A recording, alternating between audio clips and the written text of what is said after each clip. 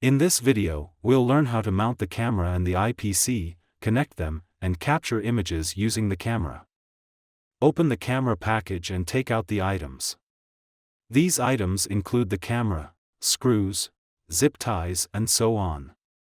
The standard items also include the IPC, cables, and the calibration board.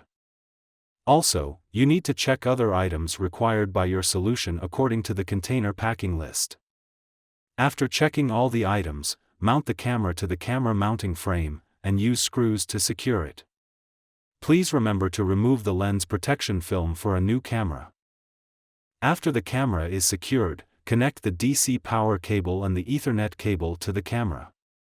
Follow the cable mounting guidelines for cabling and securing the cables. The power cable has a 4-pin M12 connector, and is installed on the DC 24-volt interface.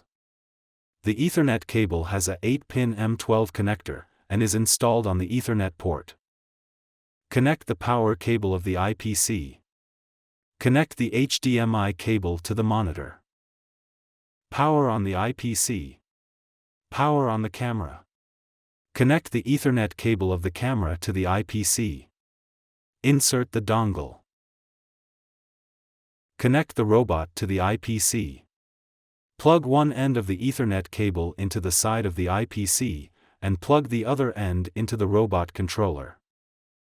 The LED indicator will be lit as shown here. After hardware connection, open Mech-Eye Viewer. Select the camera to be connected. Open the IP configuration dialog box. Make sure the IP address of the camera is in the same subnet as that of the IPC. Then, click Apply. Next, connect the camera. Confirm that the vision system can capture images normally. Place workpieces at the center of the camera's field of view. Ensure the workpieces on the edge and top are all within the FOV. Select the built-in parameter group reflective object. Then capture once. Qualified images must meet the following standards. The 2D image should have balanced brightness. In the depth map and point cloud, all surface features of the workpieces can be recognized. Now, we have completed the setup of the vision system hardware. You can refer to the documentation for more information on hardware setup.